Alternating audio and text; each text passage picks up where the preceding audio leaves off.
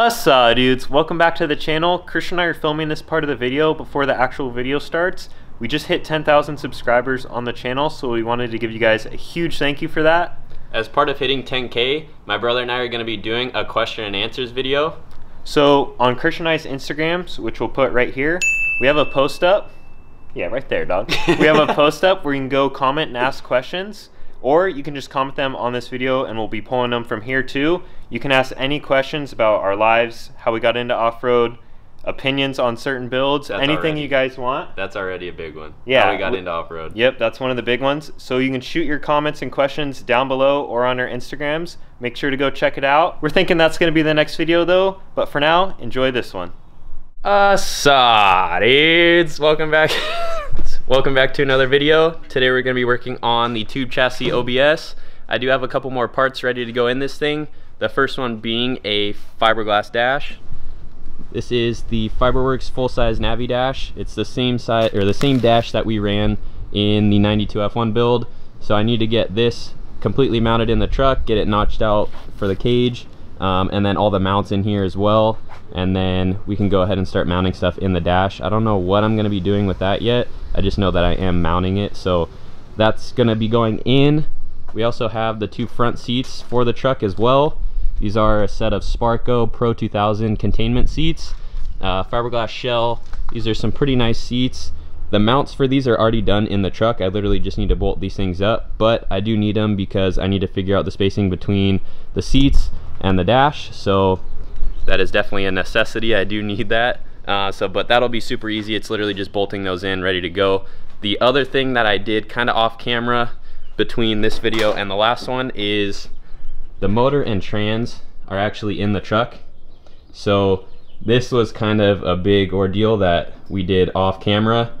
Just getting this stuff in here was kind of a pain in the butt with how far back the motor is pushed in the truck. This is just an LS1 block that we're using for mock-up. There's no pan on it. The whole motor's basically bare. It's literally just a block. And we only needed this just to be able to make sure that the motor mount stayed in place when everything was welded together.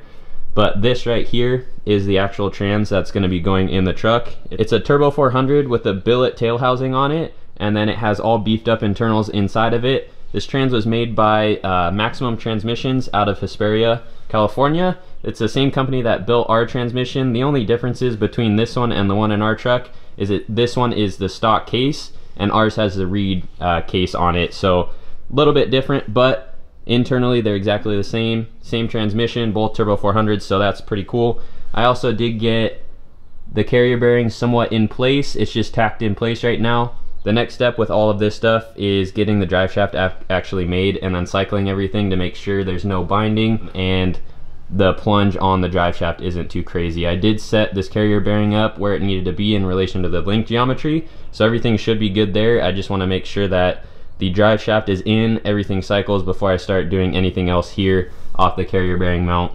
So that's kind of just at a standstill right now. So now that I have the dash and the seats, I can go ahead and start doing that.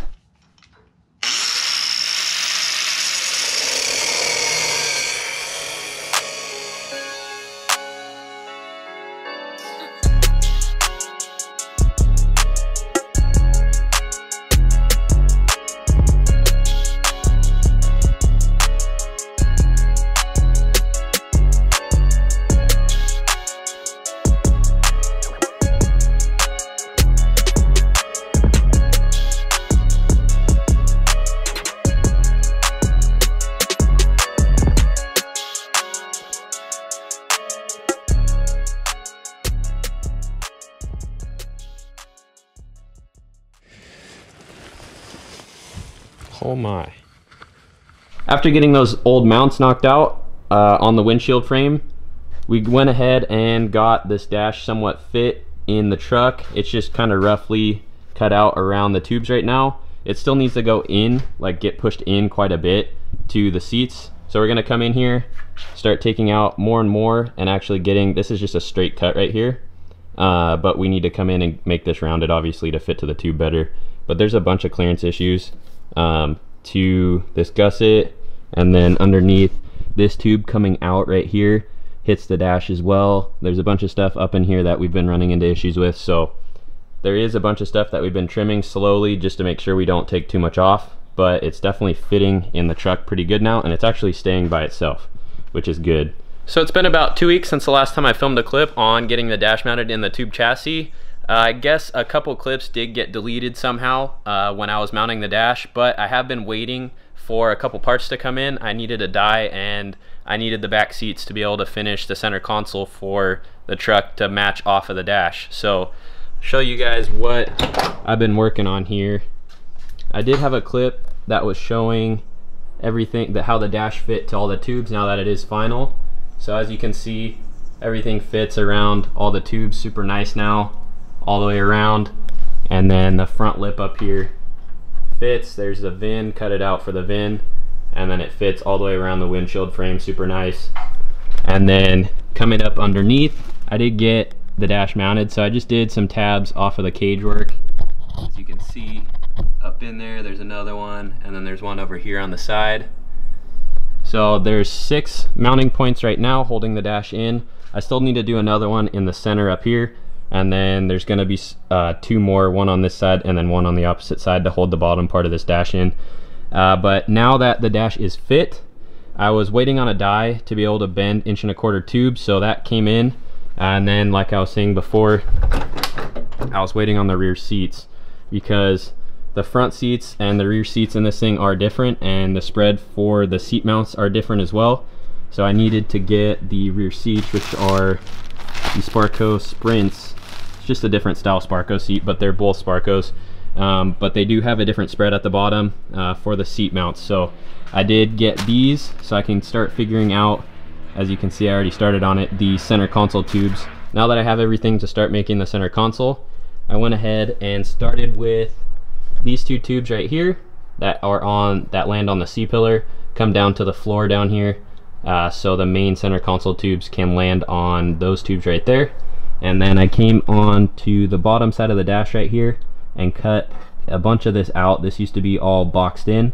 I cut this out so I could run a tube basically underneath the dash right here that goes right above the trans that the main center console tube can land on.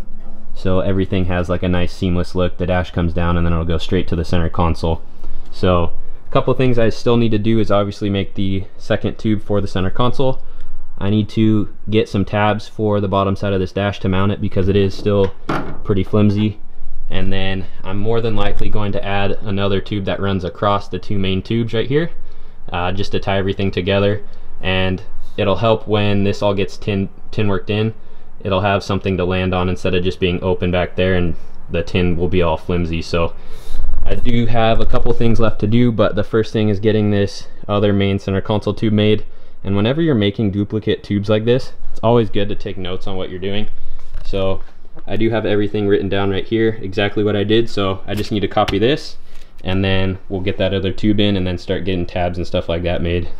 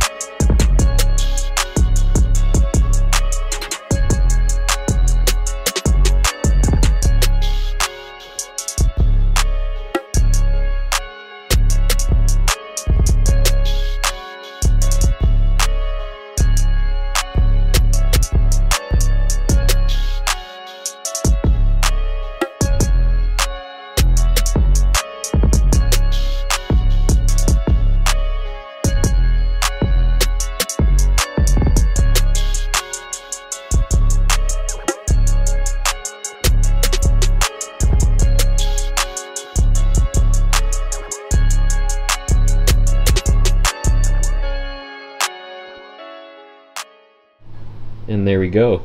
Center console's starting to look like something now. I did go ahead and add a couple more tubes than I thought I originally was going to add, just for some bracing, because when I got the main tubes in here and got that last piece in at the very end, there was still quite a bit of flex in between the 2 main center console tubes. So I went ahead and added some tubing here for some support, and then I'm more than likely going to tie off of these and go to the carrier bearing mount as well. But I need to wait on that, like I was saying, because I need to get the drive shaft first and make sure everything clears and that's all good to go before I do anything more with that. But this is not the finished product for this carrier bearing. There's going to be a lot more added to it to add some strength to it, but I do need to wait on that. But the center console is basically finished now. I do need to come in here still and add the tabs on the back side right here for holding the bottom of the dash in. So the last thing for this is basically getting those tabs made, and then I can weld everything up, get the tabs underneath the dash welded up, and then this dash and center console's finished.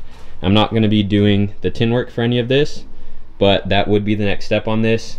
I did keep in mind that there's going to be cup holders up here, race radio, probably a couple other things up in here. So I did move this tube back quite a bit just so there is enough space for all that stuff up here. And then there's going to be cup holders in the back for the rear passengers as well. And then it is going to be pretty tricky with the tin work because it's going to have to come down and then break in, because these seat mounts do get pretty close to where this is right here. You can tell like there's not enough room, or there's not that much room to be able to get to the bolts with a socket or anything like that in there. So the tin work's going to have a break in it. I'm going to go ahead and get these tabs made though. I need to make a template first for them out of some RAM board. If you guys haven't watched previous videos, this is what I used for everything template wise. You can get it at Home Depot, Lowe's, basically any hardware store. This stuff is super good for templates because it is super thin, and you can form it, you can put brakes in it and stuff like that, and it'll stay. So perfect for templates. If you don't know, now you do. I'm gonna make some tabs for the lower part of the dash right now, get those cut out, and then I'm probably gonna have to put some nuts on the back side of the tabs and weld them on, because you're not gonna be able to get to them once all this is tin worked in, because I didn't mention it before, but all the panels that are gonna be going on here, they're all gonna get welded and never be able to be pulled off again, just like how all the floor is. It's basically gonna be a section of the floor that comes all the way up. It's gonna seal you off from the outside elements and keep you away from the trans, because it is real close to the driver and passenger, as well as the drive shaft. If anything happens with that, it'll hit the tin work and then not necessarily break the tin out. So this is going to be all welded in, so I do need to weld nuts to the backside on these, because you're not going to be able to get to them from underneath here or from the backside, because this is all going to be sheet metaled in at some point as well to keep you away from the headers and all that stuff. So get started on that right now, and then I'll get back with you guys once I have those made. Bam! Just like that. These tabs are added. So it's these two on the bottom down here, and then I ended up adding another one to the center of the dash up here as well, just to add a little bit more strength. And the cool part is I did add the nuts to these, so you can go ahead and just start unscrewing these and the bolts start coming out, just to make it a lot easier to get all this stuff out. Same thing with this one up here in the center, and then these two outside ones as well. All 5 of those do have the nuts welded to the tabs to make it easier, and then these outside ones on each side have just nylock nuts on them, because you can go up from underneath the dash to get to them. But let me get under the dash real quick and I'll show you what all the tabs look like holding the dash in. There's a lot going on back here, but there is the lower tabs down here to mount the lower part of the dash. You can see the nut is tacked right to it right there. And then we also have the ones on the opposite side of the dash right over there. Everything's just tacked in place right now. And then here's the center one right here. And we also have one right there behind the tube. But these are all ready to go now. The dash is super secure even with all these tabs just tacked. So once it's welded, it'll be completely fine. I'm pretty pumped that I'm very happy that I added this center one, because the center of the dash was kind of loose. So now that all this is good to go, I can go ahead and final weld all these tabs into place, and this dash will be permanently mounted. And then I need to get this center console completely welded, and this is all done. There's a total of 9 tabs holding this dash in now, and this thing, literally, I can shake the whole truck and the dash doesn't move. So it's in there really good. And like I was saying, that's just with everything tacked in place. That's not even fully welded. So once this center console is finished, I'm going to be going on to doing a rear bumper for this, and then doing the hub spacers and caliper brackets. That's probably going to be it for this video though. I'm not going to necessarily film any of the welding on camera, just because you guys have seen that a million times. But If you guys enjoyed that video, make sure you like, comment, and subscribe, and we'll catch you in the next one. Peace.